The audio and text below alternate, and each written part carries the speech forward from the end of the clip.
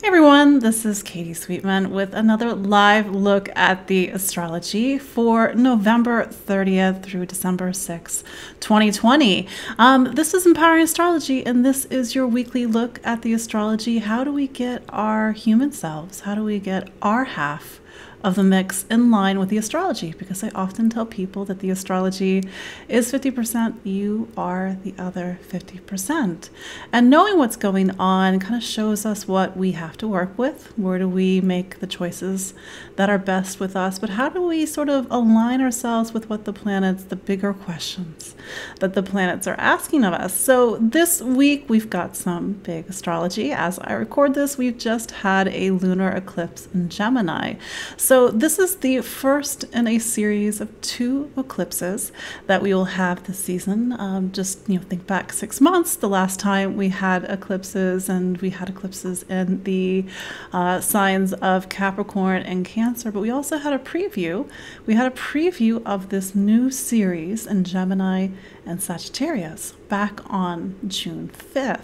So yeah, the eclipses have shifted signs this year, which means that collectively, which means all of humanity, all 8.5 billion of us, we are working on a bigger theme, which is the South Node is in Sagittarius right now. It's been in Sagittarius since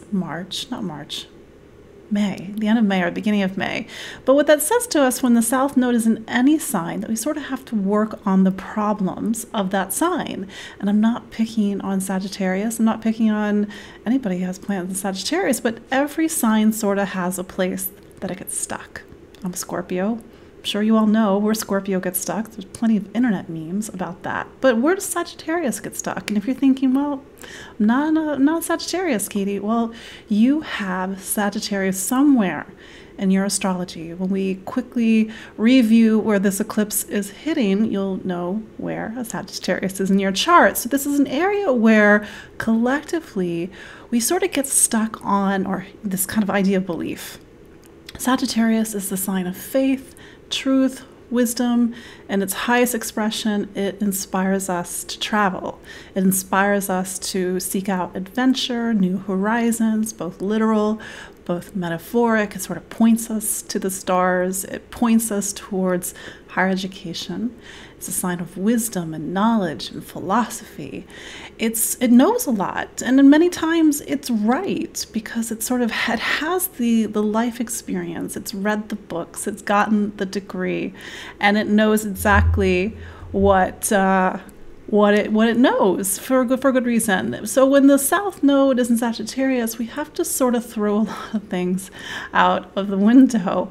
And I'm Sag rising at 3 planets in Sag, and so side note, 3 of those planets are in what are called the 12th house. So I kind of know I shouldn't say this too much. It's like, I think I know the karma of Sagittarius. And so what I'm sharing from my own personal experience is that we have to be okay with being wrong. So collectively, how do we start to take a second look at what our convictions are, what our truths are, what sort of faiths and beliefs we've put all of our weight behind, and the knowledge that we think is sacrosanct, that we think is rock solid, because this lunar eclipse in Gemini, Sagittarius's opposing sign, is sort of a demand for us to get a new perspective. So all of us, how do we sort of, in a reverse logic sort of way, leave behind wisdom, leave behind knowledge? Not that knowledge and wisdom aren't good. It's just sometimes we can get stuck. We think that it can only be one way. We think that, and I've seen this with clients, I've seen this with myself. I get very fixated on it has to happen a certain way. But then we sort of miss all the other avenues in which it could happen another way. So this lunar eclipse, as we start the week on November 30th, this lunar eclipse was at 4:30 a.m. Eastern, which in here, New York City, where I am located, Brooklyn, New York. If you are in Los Angeles, this eclipse was at 1:30 a.m. Pacific, but for those further afield, this was at 9:30 a.m. London. It was at 10:30 p.m.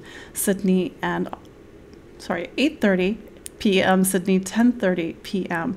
Auckland in New Zealand. And, I should use this quick moment to kind of say a shout out to everybody around the world who does join in live to watch this broadcast, or who does listen to the replay on YouTube, on Spotify, on IGTV. I know some of you are in Italy. I know some of you are waking up and listening to me over in Australia or New Zealand. I know many of you are here in the United States. And what I have been saying over the last 9 months is that I can't travel, so I'm kind of traveling through you all. Again, I have Sagittarius rising. I have 3 planets in Sagittarius. Not being able to travel right now is very interesting. So I have to travel in other ways. That's sort of how do we work with this time right now? We've got to do things in a slightly different way, which kind of brings you back to this lunar eclipse that we had today at 8 degrees of Gemini. This is more of a technical note. If you have planets that are at 8 degrees mutable, in particular 8 degrees Gemini Sagittarius, it plus or minus a few degrees, this is what astrologers call orb. It means that there's something about that planet, there's something about that part of your life that's going to change. It's going to change over the next 6 months. And even if you don't have any planets around that part of your chart, this is sort of the analogy that I'm making. I've been using an analogy of a stage and a theatrical performance to understand what do eclipses do. They sort of change the act. The curtain comes down, the curtain comes up on a new scene. This new characters, this new set. You could use another metaphor. Imagine you have a certain part of your house, and that house, or that room in your house, you sort of you see the room a certain way, you close the door, an eclipse happens, you open the door, and the room's been rearranged. There's people in the room that weren't there before. The people that were there aren't there anymore. So that's kind of what eclipses do. They push along the narrative. They say change is constant. We have to have change.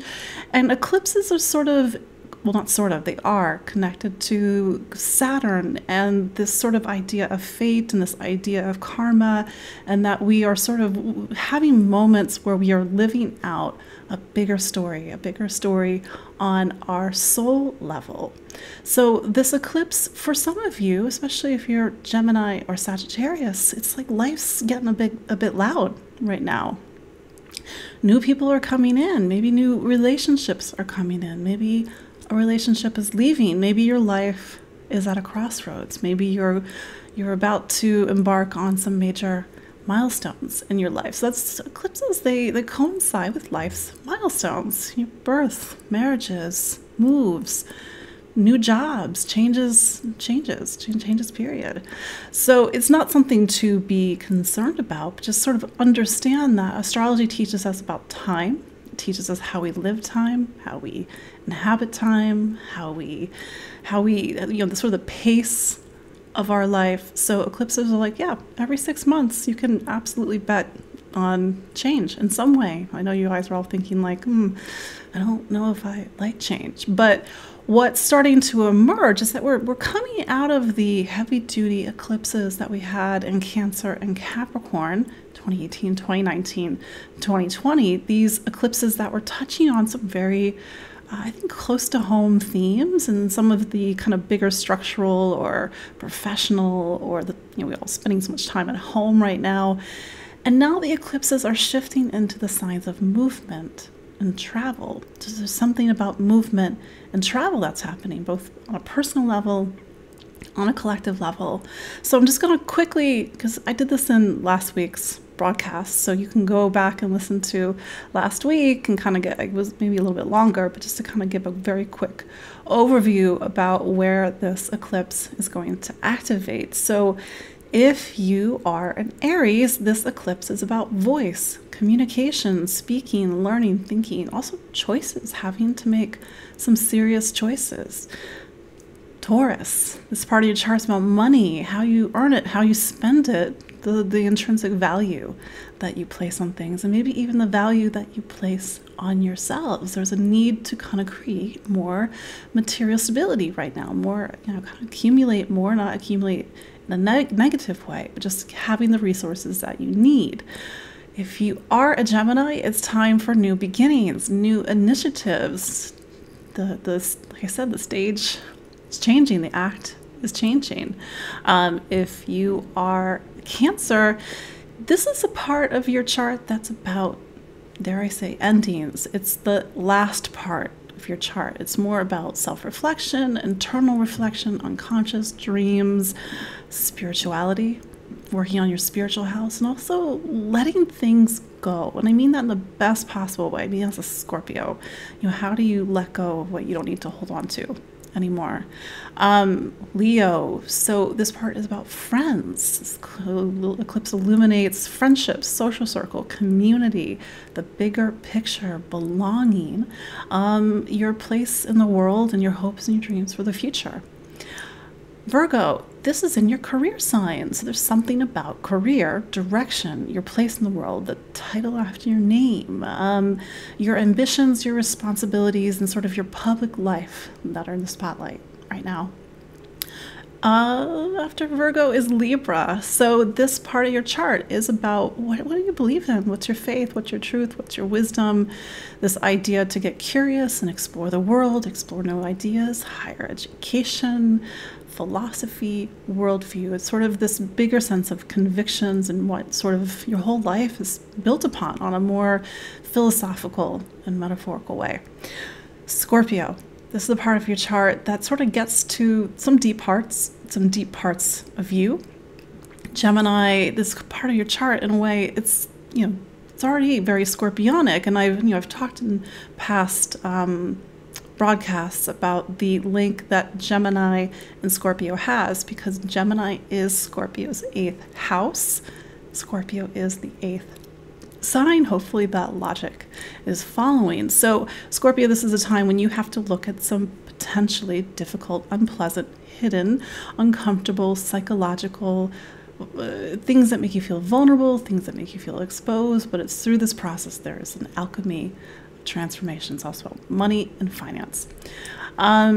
Sagittarius. So Gemini is your relationship sign. So this is a time when relationships are very much in the spotlight. How do you it's not just romantic relationships. I mean, all relationships. How do you interact? How do you socialize? How do you compromise? How do you negotiate? And how do you do romantic partnership or just partnership in general? So this is a big focus right now. In fact, classic astrology, this is when new people can come into your life on a romantic relationship level, or there could be an end of a relationship if that's something that's in your orbit. Moving on to Capricorn, health, wellness. How do you take care of your body, the work you do, the stuff you organize, your day-to-day life, taking care of your body, being in your body, being disciplined about being here on this planet. Sometimes Capricorn can get a little scattered. Aquarius, this is about creativity, self-expression, identity. Who are you? How do you express who you are? How do you express the talents of who you are? And if this is relevant for you, it also can speak to children and pregnancy. This full moon can herald pregnancy or presage the birth of a child. Last but not least, Pisces. This is the part of your chart that's about home, family, your roots, this where you live, your living situation, the people that live with you, the people, people kind of coming into your household, maybe people leaving your household, maybe there's a move, maybe there's something going on with parents, family, mom, dad, but there's a need to sort of put down roots and plant things at this time. So that's just your quick look at what this lunar eclipse is going to highlight. And I've realized I kind of promised you all Sagittarius. What's the opposite sign? Because we do have a solar eclipse in Sagittarius on December 14th. And this solar eclipse will be at 23 degrees of Sagittarius. So if full moons, lunar eclipses, because a full moon lines up with the lunar nodes, then a new moon is a solar eclipse because it lines up with the lunar nodes. So the south node's in Sagittarius. We have a new moon in Sagittarius on the 14th of December. We we have a full moon and Gemini and the north nodes in Gemini. So we have a lunar eclipse. That's how it works, folks. So 2 weeks from now, just very quick, go through the chart. So Sagittarius for Aquarius, or not Aquarius, Aries. For Aries, Sagittarius is what's called your ninth sign. So these deeper questions around faith, truth, meaning. Taurus, Sagittarius is your eighth sign. So it's about looking at that deeper psychological material, facing your fears, being vulnerable, looking deep within, facing yourself. What's after? Cancer. Cancer. Did I do Cancer? No, we did Aries, Taurus, Gemini. So Gemini, Sagittarius is your relationship sign. So this new moon solar eclipse in 2 weeks is very much about relationships and new beginnings in relationships. New beginnings in how you connect and socialize with people. Now it's time for Cancer. Cancer, Sagittarius is your health and wellness sign. So this new moon solar eclipse in 2 weeks is about how you take care of yourself, how you take care of your day-to-day life, how do you organize your work, how do you create practice, how do you create discipline. That's how it, just read the comments. That is how it works, folks. So moving on to, we just did Cancer. So now to Leo. So Sagittarius is Leo's fifth sign. So this solar eclipse in 2 weeks is going to be highlighting how you express who you are, the things that you create, your sense of self, your sense of identity. Then we have Virgo. So Sagittarius forms the base of your chart. It's your fourth sign. It's about home and family. I hope you all are taking notes, or you can always go back and listen to the replay. So you might be seeing changes in the home. Then, this is for Virgo. So then for Libra, this is about your third sign. It's about communication. It's about voice. It's about speaking, learning, writing, listening, the mind, and making some major choices. Scorpio. This is the part of your chart that talks about money, how you earn it, how you spend it, the value you put on it, the value you put on yourself. So to the point I was making a few moments ago, taking notes, because this is 2 weeks from now, because the sun is in Sagittarius right now, we're sort of, I said at the beginning, you're like, I don't have anything in Sagittarius, but Sagittarius is somewhere in your chart. So Sagittarius is Scorpio's second sign. Now we're moving to Sagittarius. And so in 2 weeks, Sagittarius, you are in the spotlight. So it's having a solar eclipse in your sign says that the next 6 months are big 6 months. And if your birthday is on or near the 14th of December, plus or minus a couple of days, the coming year is going to be a powerful time of new beginning. Capricorn, Sagittarius is your 12th sign. So this is the last sign in your chart. So it's about endings. It's about that deeper inner search for meaning, spirituality, connection. You have this rich, hidden, internal spiritual life, Capricorn, that maybe nobody knows about, but you have to sort of get deep within yourself and figure out what faith means to you, and faith on a more either mystical level or faith on the level because you feel it to be true, not because you've read it in a book, for example. And then that brings us to Aquarius. And so this eclipse is in your 11th sign. So changes in friendships, changes in your social circle, your network, your hopes and dreams, and sort of looking outward towards the world and kind of sharing your sort of ideology and your beliefs and your philosophy.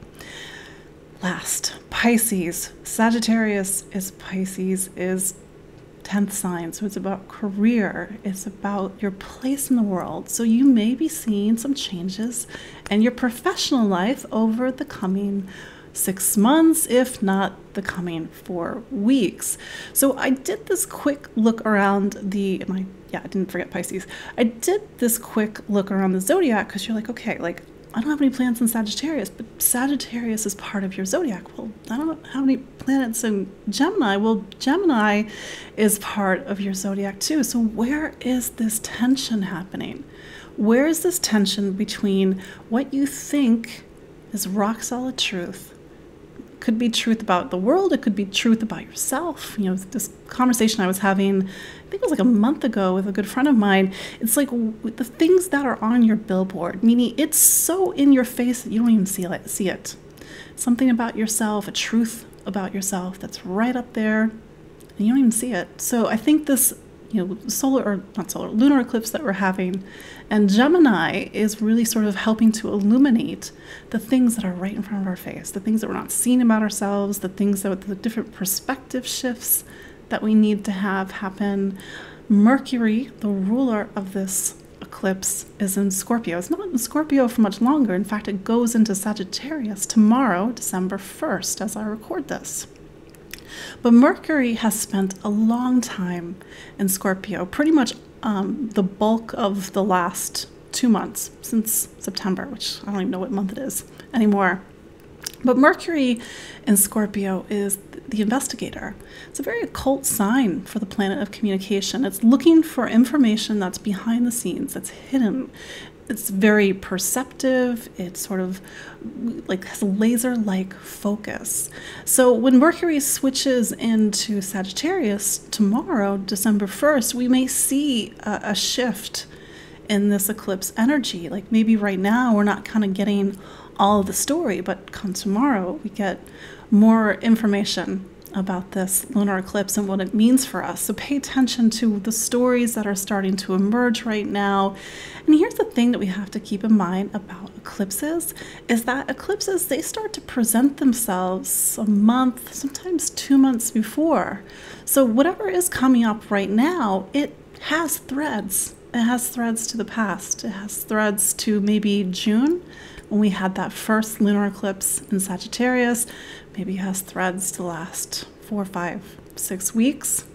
But that's just something to keep in mind, because again, eclipses, they kind of keep the narrative moving, they keep our lives moving, they keep sort of the work that we need to do as a soul, the story that we need to live out as a soul going.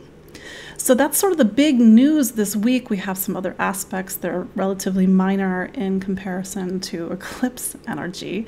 But I do want to give a quick preview of December astrology, because my horoscopes, unfortunately, are going to be a few days late. I want to pause for a moment.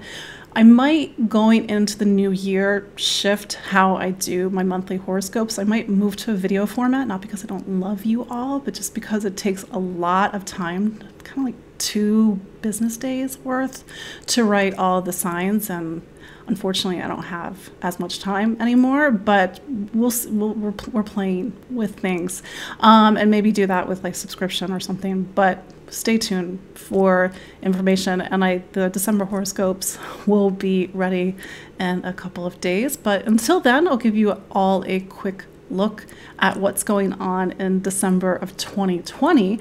And this is something that I've been hinting at for the past few weeks. I keep saying Saturn is going to leave Capricorn on December 17th.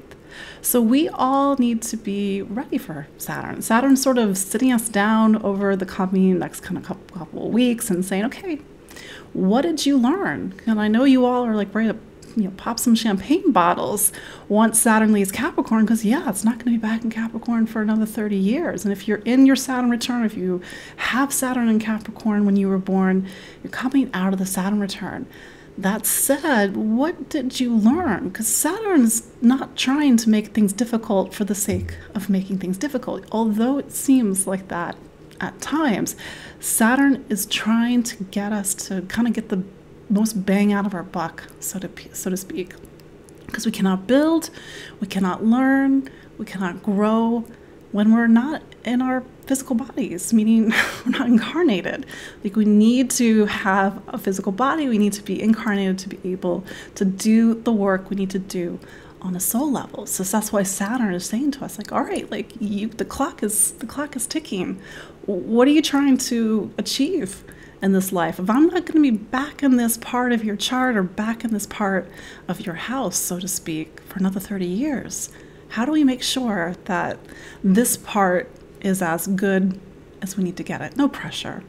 of course. And I will be talking more about Saturn and Capricorn in next week's broadcast. So sort of, what is Saturn sitting down with us? What's our sort of recap of Saturn and Capricorn and sort of the lessons of Saturn and Capricorn? Because on December 17th of 2020, Saturn will go back into Aquarius. I say go back because Saturn was in Aquarius just as a short preview from March 21st until July 1st.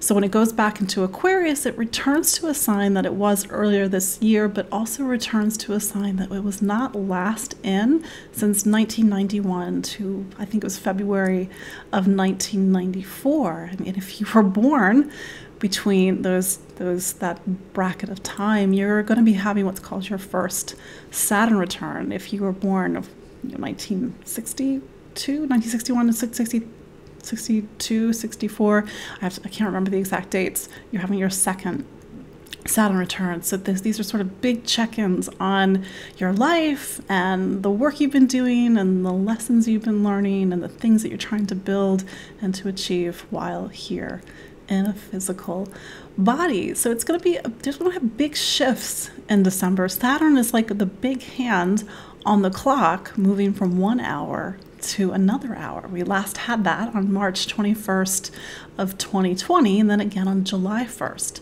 of 2020 when Saturn bounced back and forth between Aquarius and Capricorn. Jupiter, 2 days later, 2 days after Saturn goes into Aquarius, Jupiter also goes into Aquarius. This is a little less dramatic, but Jupiter is a slower moving planet, so it's another bigger hand on the clock, and it's starting to also point towards Aquarius. So this is saying to us collectively that starting in December and going into the new year, there's a lot of emphasis on Aquarius. Aquarius is the sign of humanity, collective, what connects us, what divides us.